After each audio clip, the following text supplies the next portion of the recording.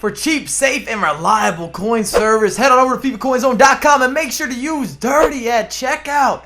Get you that good extra discount. And wait, do you need games? Do you need codes? G2A has the total hookup. Dirty will also get you that extra discount. What's happening, my beautiful people, and welcome to the ultimate FIFA formation guide. I'm looking at 15 out of the 25 most commonly used formations in FUT, and I'm giving you a little bit of everything. I got 15 different squads on deck. I also wanted to make sure to include teams you can use in Division 1, and they're all relatively affordable. 250K might be the maximum any of these teams cost. We got some variety, some of them a little more direct, some straightforwardness, and then squads that got a little bit of some razzle dazzle. You might be a little bit out of the ordinary, but I tried to make sure to put together a few different options. I got pros, I didn't say hoes, and I've got the cons as well. And we're going to talk about the squads that I've built, the formation, and if you want to see me apply instructions, I'll put them all in the comments down below if you drop a thumbs up. So if this video is getting a bunch of likes, that tells me you guys want to see instructions, and I can drop them all down below what I like to use. I do feel as if instructions are mandatory this year.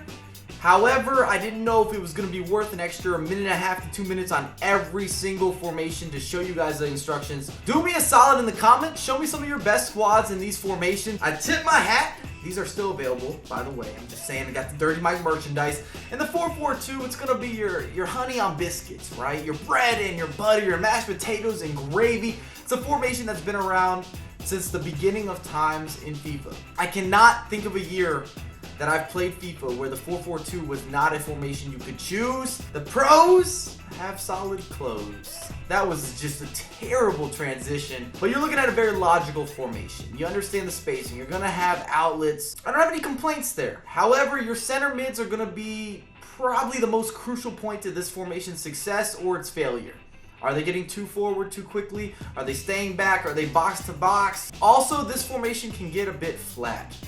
I've had moments in divisions where I was feeling the build up. It was a little bit slower because your counter gets predictable. You got to do a lot of striker to striker through balls for your counter attack, and that's not necessarily what you're looking for if you want to have creativity, if you want to ping pong passes. And even though you have that spacing with the wings, most people are not going to have success on success on success whipping and crosses, and that's one reason the 442 gives you about a 6.5.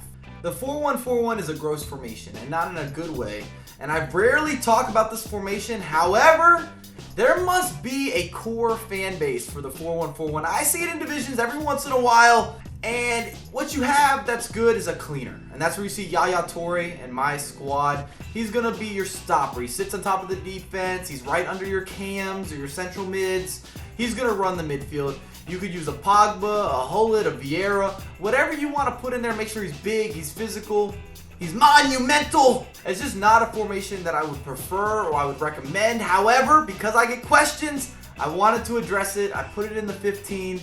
Here you go, 5 out of 10. Nothing special. This formation is like off-brand toilet paper. You know it exists, but nobody really wants to wipe with it. Oh, God, get him, Mike! 3-5-2, some people swear by it. And we just got the basic Serie A, pretty cheap. Anybody can remake and replicate. I haven't used that one in a while. But I love Menez, I love Churchy. It's a good formation. You can do a lot of stuff with pressuring. Your attack is going to be fluid. The downfall, of course, you got 3 at the back. Anytime you have a 3 at the back formation versus any sort of 4-3-3 variation, you should expect to be countered at times. One mistake in the midfield where you lose the ball, it's a poor turnover. Guess what? Your opponent's going to have options. And if they use a 4-3-2-1, and they're good at pressuring and you make a couple mistakes, you might really feel the heat. Like, I'm just going to be stepping up behind you. The 3-5-2 is solid, kind of like a brick wall, but if you find the professional karate guy, you can kick through that brick wall. That's all I'm saying. It's going to give you good results, but when I get into Division 1, when I get into any draft, sometimes because the players are so overpowered or so high rated, that is an issue in the 3-5-2, but still a solid choice, right? You just got a head nod with it. This formation is common with the 4-2-3-1, the second variation. We're very wide, very defensive. In fact, I consider this one of the best defensive formations or one of the easiest to learn. If you struggle with defense and you don't want to play 5 at the back, please don't play 5 at the back. I hate it. I do not co-sign 5 at the back. We might be talking about a couple of those formations in this video, foreshadowing information.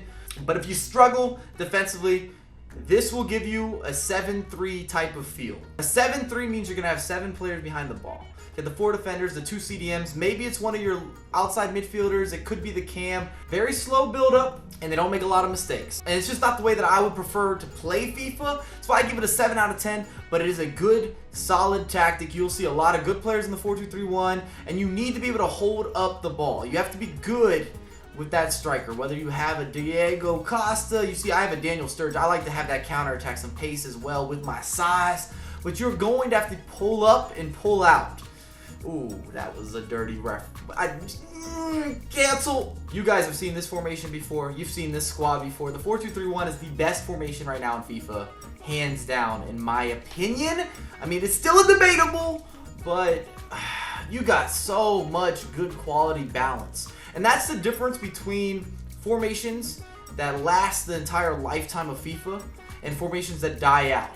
They were only there as a trend. They were streaky. How good are these formations versus any type of scenario? And that's where the 4-2-3-1 offers you complete access to be able to attack, to be able to defend. Only downfall I've really found in the 4-2-3-1 is when you're playing a high-pressure opponent, getting the ball out of your defense to your cams, to your striker, it's not that easy because you don't have a lot of width. And width is so nice when you want to hit those outlets. Man, we are sounding all sorts of sexual. Oh my goodness. When I think of FIFA and build-up play and defending, I always like to have structure. That's another reason that the 4-2-3-1 gives me the opportunity to be great at the game or to try to build up some consistency. And that's what FIFA is all about. Whoever is able to maintain a certain level of gameplay over the course of 10 matches, 20 matches, 40 matches, 50 matches, that's where you start building up a good record. Last thing, if you're looking for the quick passing, the tiki-taka build-up,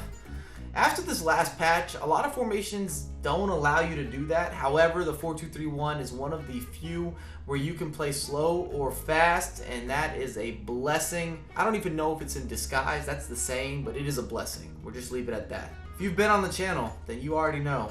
In the 4-2-2-2, I forced a lot of rage quits in this formation.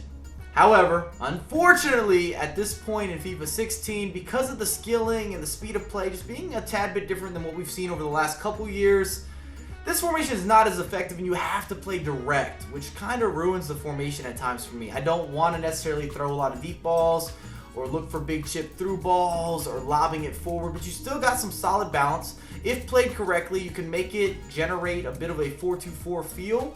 You need the CDMs to break up a lot of plays, to slow down your opposition. No more counterattacks! I think you're either going to love or hate the 4-2-2. For my personal preference play, I have found it to be still a very viable formation. I use it in Division 1. In fact, I've used every single squad in this video in Division 1. I would never present a squad that I didn't think could perform up to a certain level, right? So you got Pereira, you got Menez. Make sure to have fast center attacking mids if you're in the 4-2-2. Doesn't matter how high rated they are, if they don't have any pace, they're going to struggle. I can guarantee that that will become an issue for you. If they are under an 80 for pace, you start feeling a little bit risky in the 4-2-2. You need those fast outside type of cams. You guys have told me in the comments before, I treat the 4-3-3 like a fat girl in the club. She's not getting any love, no attention. So today, I wanted to talk about it. And you still have the wide options that any 4-3-3 offers. And that's kind of what I want to talk about with the classic 4-3-3. It's good, but there's just better 4-3-3 variations. So why would you settle for second, third, or fourth best when you can go get number one? When you can go get you everything you've been looking for, the supermodel. That's what you should go for. Aim for the supermodel and then you gradually step down, all right? You gradually start to trickle. I still was great with this squad, but the midfield tends to be a little more open in the basic 4-3-3.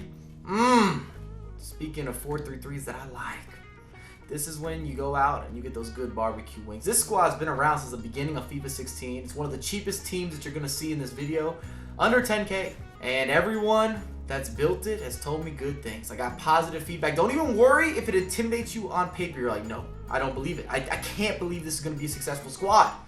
Trust me, you're good money, and it performs at the highest level.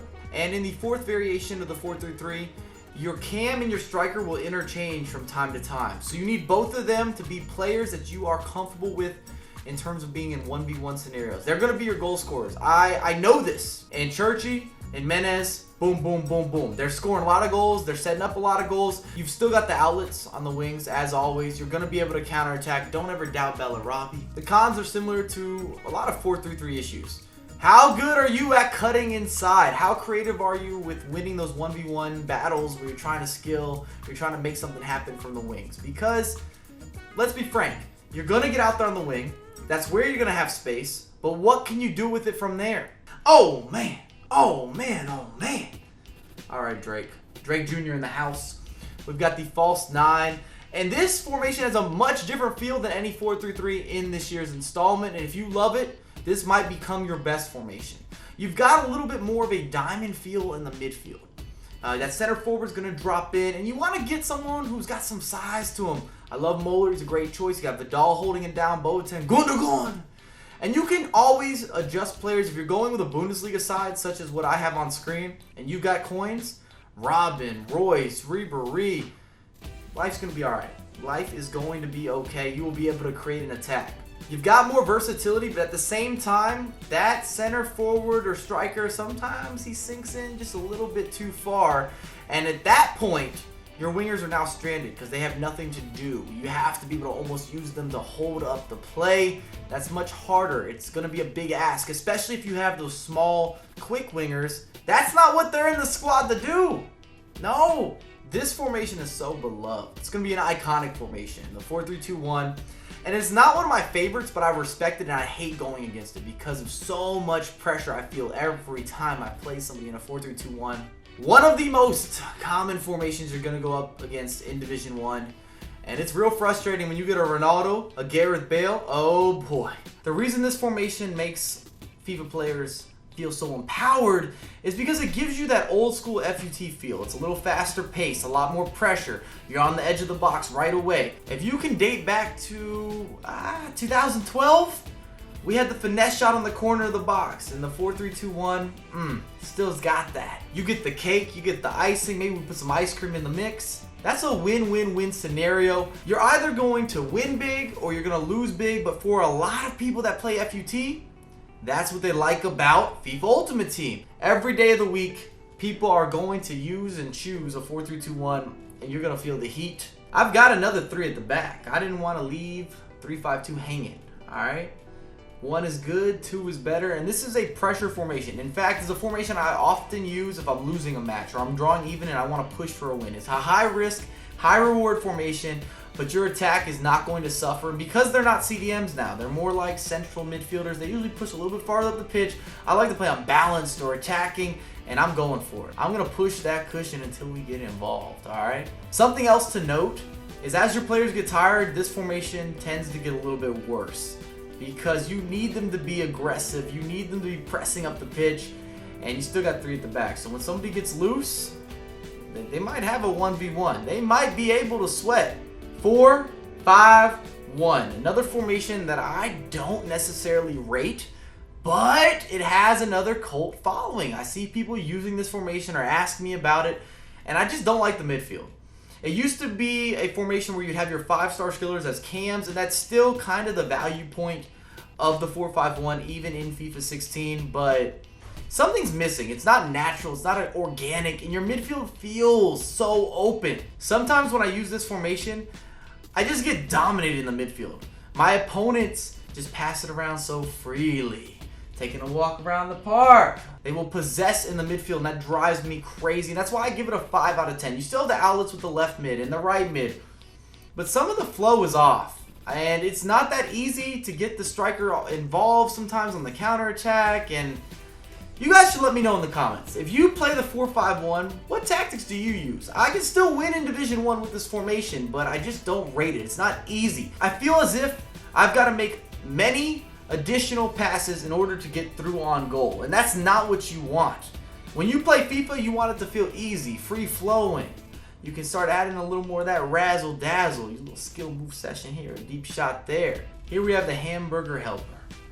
One of the easiest formations to learn in FIFA because you do have so much balance. You got the wings, you have an okay midfield, you got the 2 strikers to go with that triangle. The 4-1-2-1-2 It's going to get a solid 8 out of 10.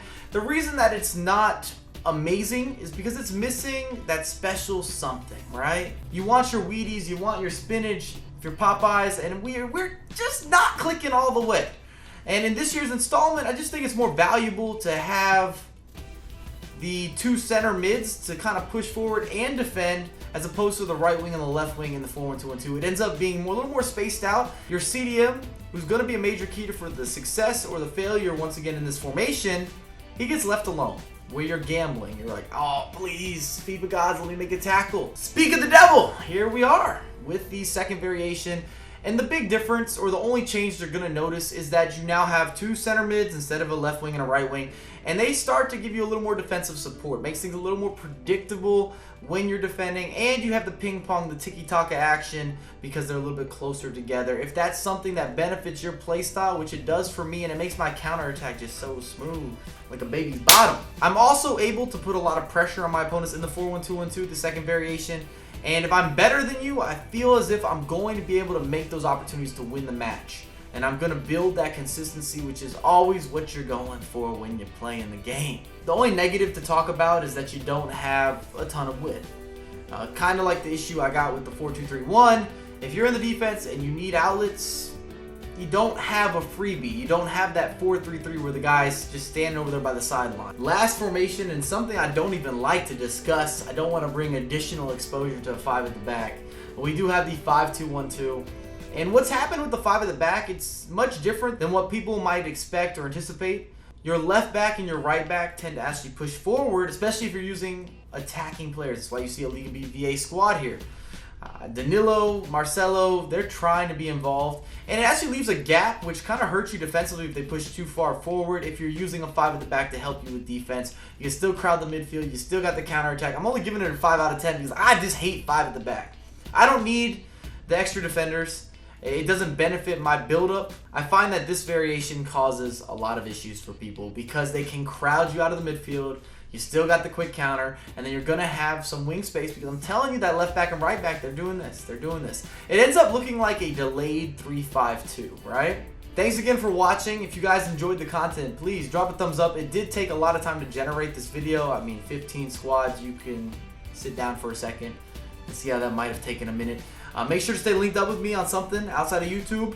We got Twitter, Facebook, Instagram, you name it. We got it all up above. But I'll have a lot more content come for you ASAP. Live stream on Monday, Wednesday, and Friday, Twitch TV. Let's go.